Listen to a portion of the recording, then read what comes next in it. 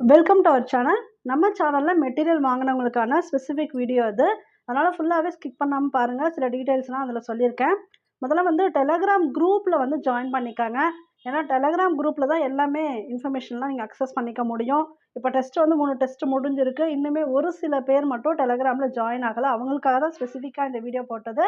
Telegram வந்து உங்களுக்கு download பண்ண தெரியலன்னா பக்கத்தில யார்ட்டயாவது கேட்டு டவுன்லோட் பண்ணிட்டு, அதுலேருந்து ஒரு ஹாய்ன்னு ஒரு மெசேஜ் சாரோட டெலகிராம்க்கு அனுப்பி விட்டீங்க அப்படின்னா, அவங்க உங்கள ஜாயின் பண்ணி விட்டுருவாங்க. மேக்ஸிமம் வாட்ஸ்அப் மூலமாவும் நாங்க இன்டிமேஷன் குடுத்து தான் இருக்கோம். இருந்தாலும் இன்னும் ஒரு சில பேர் நாங்க செக் பண்ணதுல வரல. இதுவரைக்கும் 3 டெஸ்ட் முடிஞ்சிருக்கு. அத மிஸ் பண்ண வேணாம். கம்ப்ளீட்டா ஃபர்ஸ்ட் டெஸ்ட்லேருந்து லாஸ்ட் டெஸ்ட் வரைக்கும் நாங்க குடுக்கறத ஃபாலோ பண்ணா தான் கரெக்ட்டான மார்க்ஸ் வந்து உங்களுக்கு ஸ்கோர் பண்ண முடியும். அதுபோல சில வீடியோஸ், சில மெட்டீரியல் வந்து உங்களுக்கு டெலகிராம்ல தான் நாங்க ஷேர் பண்றோம். அது கொஞ்சம் மிஸ் ஆகாம இருக்கணும்னா ஜாயின் பண்ணிடுங்க. டெலகிராம் பொறுத்தவரைக்கும் நீங்க ஈஸியா அக்சஸ் பண்ற மாரி தான் குடுத்துருக்கோம். ஒரு பர்ட்டிகுலர் குரூப்புக்கு பர்ட்டிகுலர் மெம்பர்ஸ் தான் குடுத்துருப்போம். அதுக்கு மேல ஆட் பண்ண மாட்டோம். அதனால நீங்க ஈஸியா ஸ்க்ரோல் பண்ணிக்கலாம். ஆல்ரெடி குடுத்த 3 டெஸ்ட் கொஸ்டின்ஸுமே நீங்க வந்து அட்டெண்ட் பண்ணி பார்க்கலாம். ஆனா டெஸ்ட் அட்டெண்ட் பண்றதுக்கு முன்னாடி ஒரு 2 ஆர் 3 டேஸ் முன்னாடி நான் இன்டிமேஷன் குடுத்துருப்பேன். என்ன படிக்கணும், எந்த பேஜஸ்லேருந்து மெட்டீரியல படிக்கணும், அப்புறம் பிடிஎஃப்ல என்ன படிக்கணும்னு குடுத்துருப்பேன். அத படிச்சுட்டு வந்து எழுதுங்க. அப்ப ரொம்ப யூஸ்ஃபுல்லா இருக்கும். டெலகிராம்ல ரெகுலராவே வீடியோஸ் என்னென்ன போடுறோம் அதுவும் குடுத்துருவோம். அப்புறம் என்ன நோட்ஸ் இருந்தா குடுத்துருவோம். டெய்லி ஒரு தடவையாவது நீங்க வந்து அத அக்சஸ் பண்ணிக்கங்க. உங்களுக்கு யூஸ்ஃபுல்லான இன்ஃபர்மேஷன் அதுல கண்டிப்பா இருக்கும். எவ்ரி வீக் சண்டே வந்து டெஸ்ட் அதுல தான் நாங்க இன்டிமேஷன் குடுப்போம். அதனால ரெகுலராவே செக் பண்ணிட்டு வாங்க. மெட்டீரியல் எப்படி படிக்கணும் அப்படிங்கிறத ஷார்ட்டா சொல்லிர்றேன். மெட்டீரியல்ல பார்த்தீங்கன்னா, ஃபர்ஸ்ட்டே கன்டென்ட் பேஜ் குடுத்திருப்பேன். அதாவது பொருளடக்கம். உள்ள என்னென்ன இருக்கு அப்படிங்கிறது ஃபர்ஸ்ட்டே குடுத்திருப்பேன். அந்த பேஜ் எடுத்துக்கங்க.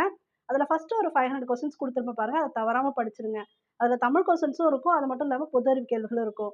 ஏன் அத படிக்க சொல்றேன்னு பார்த்தீங்கன்னா, கடந்த 2, 3 வருஷத்துல 10ஆம் வகுப்பு தரத்தில் நடத்தப்பட்ட பல்வேறு தேர்வுகள், அதாவது Madras high court exam, TNPSC exam இந்த மாரி நெறைய எக்ஸாம்ல கேட்கப்பட்ட பொது அறிவு வினாக்களும், தமிழ் வினாக்களும் அதுல அடங்கியிருக்கும். அந்த 500 கொஸ்டின்ஸ்லயே உங்களுக்கு மோஸ்ட் ரிப்பீட்டட் கொஸ்டின்ஸ்லாம் இருக்கும். அது நீங்க படிச்சாலே தெரியும். அந்த 500 கொஸ்டின்ஸ மிஸ் பண்ணிடாதீங்க. படிச்சுடுங்க.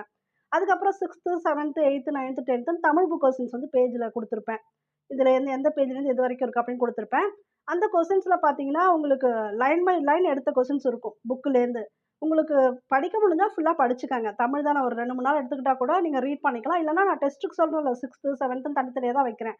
அப்ப மட்டும் நீங்க படிச்சுட்டு வந்தா கூட ஓகே. அத படிச்சிட்டீங்கன்னா, உங்களுக்கு ஒரு புக்க படிச்ச ஃபீல் வந்துரும். அதுக்காக சொல்ல வரேன் நானு. அதுல மிஸ் ஆன புக் பேக் கொஸ்டின்ஸ்ல தான் இப்ப வீடியோவா கவர் பண்ணிட்டு இருக்கேன். இப்ப ஆல்ரெடி 6த் கொஸ்டின்ஸ் குடுத்துட்டேன். அடுத்து 7த் ரெடி பண்றோம். இது போல 10த் வரைக்கும் எகைன் குடுத்துருவேன் நானு. அந்த பிடிஎஃப் வந்து டெலகிராம்லயே குடுத்துருவேன். அத முடிச்சிட்டாலே உங்களுக்கு தமிழ் ஓரளவுக்கு ஓகே. அதுல நீங்க நல்ல மார்க்ஸ் ஸ்கோர் பண்ணிடலாம். அதனால முடிஞ்ச அளவு தமிழ் கொஸ்டின்ஸ் படிங்க. மேத்ஸ் கொஸ்டின்ஸ் பொறுத்தவரைக்கும் 6த்லேருந்து 10த் வரைக்கும் இருக்கக்கூடிய புக்ஸ்லேருந்து book back questions, exercise questions முக்கியமானது. ஒவ்வொரு கொஸ்டின் ஒரு ஒரு பேட்டர்ன்ல எது உங்களுக்கு கேட்பாங்களோ அது போலலாம் குடுத்துருக்கேன். அது படிச்சுக்கங்க. அது இல்லாம இப்ப நான் வீடியோஸ் போட்டுட்டு இருக்கேன் இல்லையா? சில புக்ஸ் எல்லாம் மறுபடியும் கவர் பண்ணி போட்டுட்டு இருக்கேன். இன்னும் கொஞ்சம் உங்களுக்கு அந்த பேருந்துங்கிற டெர்ம் எது எதெல்லாம் வருதோ அது மாரிலாம் கவர் பண்ணிட்டு இருக்கேன். அந்த கொஸ்டின்ஸ்ல நான் வந்து பிடிஎஃப் அதுல இணைச்சிடுவேன். அதையும் நீங்க கவர் பண்ணிட்டீங்கன்னா, உங்களுக்கு ஓரளவுக்கு மேத்ஸ்ல அவுட் ஆஃப் 10க்கு நீங்க ஒரு 8, 9 மார்க்ஸ் ஸ்கோர் பண்ற அளவுக்கு போதுமானதா இருக்கும். நெக்ஸ்ட் வந்து ஜிகே கொஸ்டின்ஸ் அதுவும் 5த்லேருந்து 10த் வரைக்கும் இருக்கக்கூடிய சயன்ஸ் அண்ட் சோசியல் சயன்ஸ்ன்னு குடுத்திருப்பேன். சயன்ஸ் கொஸ்டின்ஸ் பொறுத்தவரைக்கும் நீங்க கொஞ்சம் செலக்ட் பண்ணி படிச்சுக்கங்க அந்த நோட்ஸ்ல. சோசியல் சயன்ஸ் கொஸ்டின்ஸ் குடுத்திருப்பேன். அதுல மெயினா நீங்க என்ன படிக்கணும்னா, அந்த ஜியோகிராஃபி கொஸ்டின்ஸ் எல்லாம் படிச்சுக்கங்க. ஒரு நீர்வீழ்ச்சி எங்க இருக்கு? அது மட்டும் இல்லாம ஏதாவது சரணாலயம்லாம் எங்க இருக்கு? அது போல கேள்விகள் தான் உங்களுக்கு அதிகமா கேட்கறாங்க. அது போல இருக்கிறத பார்த்து நீங்க படிச்சுக்கலாம். சில பாலிட்டி கொஸ்டின்ஸ் குடுத்திருப்பேன். பேசிக்கானது மட்டும் நீங்க படிச்சுக்கிட்டா போதும். அந்த பிரிவுகள் அதெல்லாம் ரொம்பலாம் போக வேணாம். தேவைப்படுறவங்க பார்த்துக்கங்க. ஆனா வந்து நீங்க அவ்ளோ டெப்த் அதுக்கு குடுக்க வேணாம். ஜென்ரலா இருக்கக்கூடிய ஜிகே வந்து படிச்சாலே போதும். அந்த ஃபர்ஸ்ட் 500 கொஸ்டின்ஸ் குடுத்தேன் இல்லையா? அதிலேயே உங்களுக்கு ஜிகே மேக்ஸிமம் கவர் ஆயிடும். தென் டெக்னிக்கல் கொஸ்டின்ஸ் இதுக்கு தான் நீங்க ரொம்ப இம்பார்ட்டன்ஸ் குடுக்கணும். ஆல்ரெடி மெட்டீரியல்ல இருக்கக்கூடிய டெக்னிக்கல் கொஸ்டின்ஸ் எல்லாத்தையும் தரோவா படிச்சுடுங்க.